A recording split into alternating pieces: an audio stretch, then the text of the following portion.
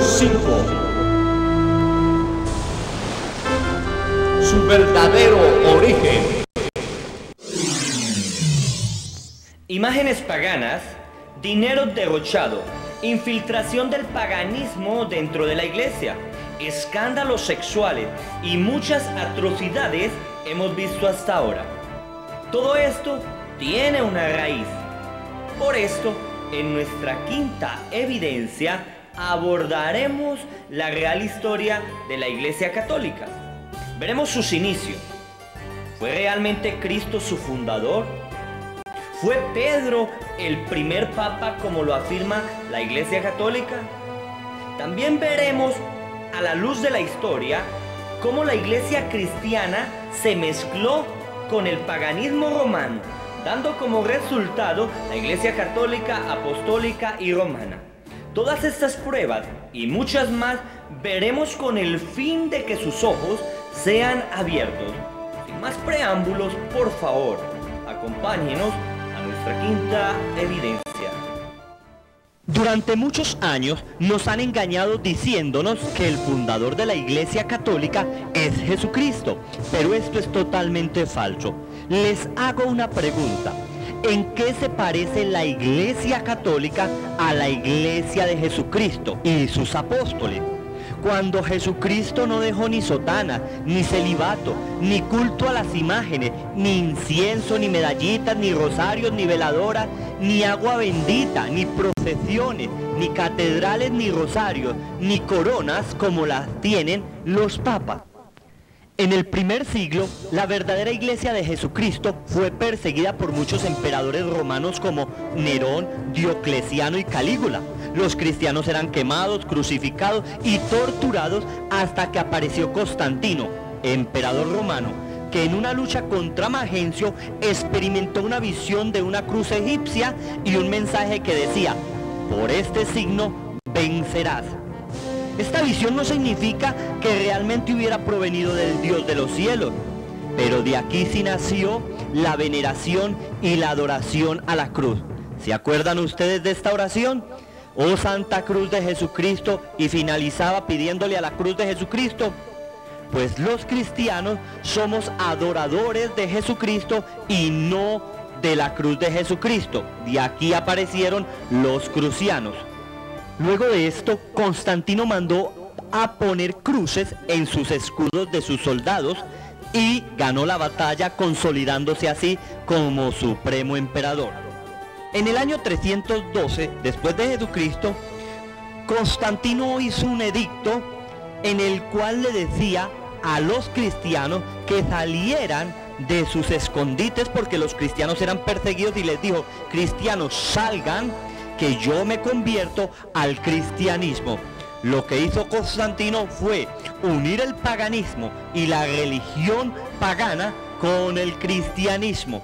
Y de ahí nació el término Iglesia Católica, Apostólica y Romana. Término que Jesucristo nunca utilizó y tampoco aparece en la Sagrada Biblia. Constantino, fundador de la Iglesia Católica, nunca se convirtió, ya que él siguió adorando al sol por toda su vida. Nunca se sometió a autoridades cristianas. No se bautizó sino hasta el último minuto de su vida, ya casi muerto. Y esto por un hereje llamado Eusebio de Nicomedia, que no aceptaba la divinidad de Jesucristo. Siguió tolerando el culto a los ídolos y era adorado como Dios al ser emperador. Al hacer de la iglesia la religión imperial, Constantino pervirtió, adulteró la iglesia original fundada por nuestro Señor Jesucristo, mezclándola con el paganismo romano. Cambió la persuasión por la imposición. Empezó a matar y a perseguir a los que no se hacían católicos. Le mezcló la mitología romana y griega, a tal punto que se domesticaron los dioses romanos y les pusieron nombres bíblicos como: al dios Sol se le cambió el nombre por el del Señor Jesucristo. El 24 de diciembre se celebraba la fiesta del nacimiento del dios Baal y la cambiaron por la fiesta del nacimiento de Jesucristo, del niño Jesús. Y esto es falso, ya que Jesús nació entre el mes de mayo y abril, según la Biblia en su calendario hebreo. A la diosa Isis lo único que le quitaron fue su nombre y le pusieron el nombre de María.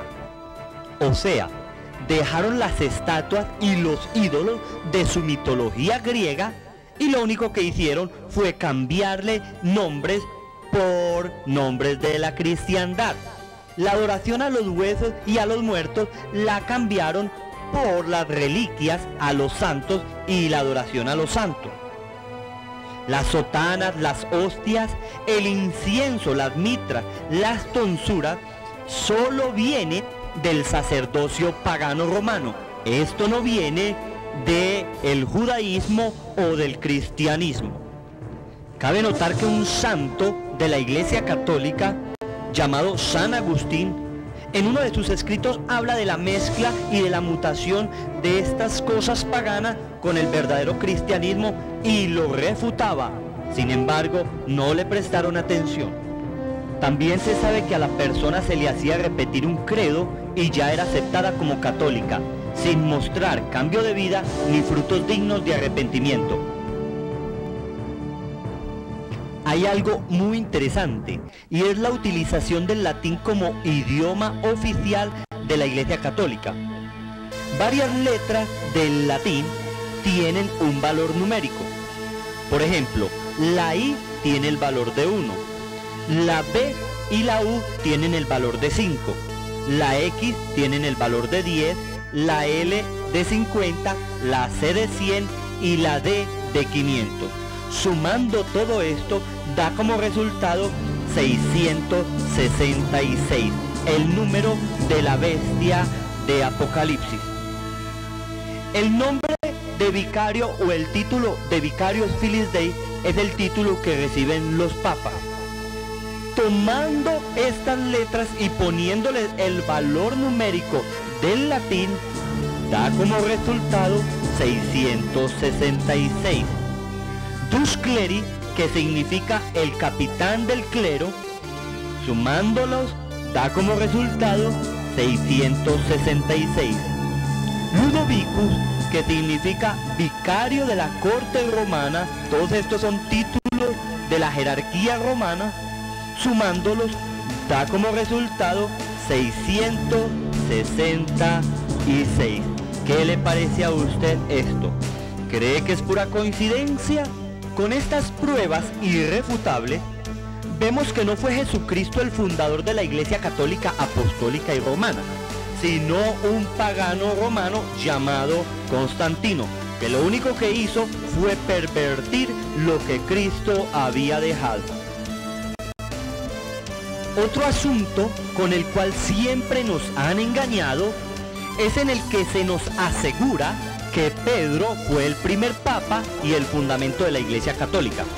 Esto es otra mentira, esto es espurio, pues Pedro fue casado y los papas no se pueden casar. Pedro nunca utilizó piedras preciosas ni lujo, muy contrario a las ostentosas decoraciones de los papas. Pedro nunca dejó que se le postraran. Una vez Cornelio se postró ante él y él le dijo: ponte de pie, pues yo también soy un hombre como tú. Esto lo vemos en el libro de los Hechos.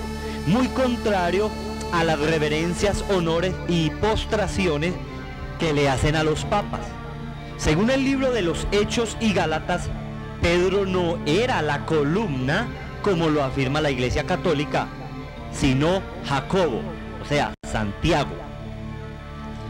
Vemos también que en la epístola a los Gálatas, capítulo 2, versículo 11, el apóstol Pablo reprende públicamente, o sea, delante de todos, a Pedro, diciéndole que deje de ser hipócrita. ¿Será que alguien puede reprender al llamado sumo pontífice de esta forma?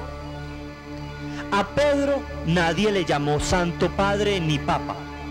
Es más, Pedro mismo en su carta dijo que el fundamento y la piedra angular de la iglesia era Cristo, no él.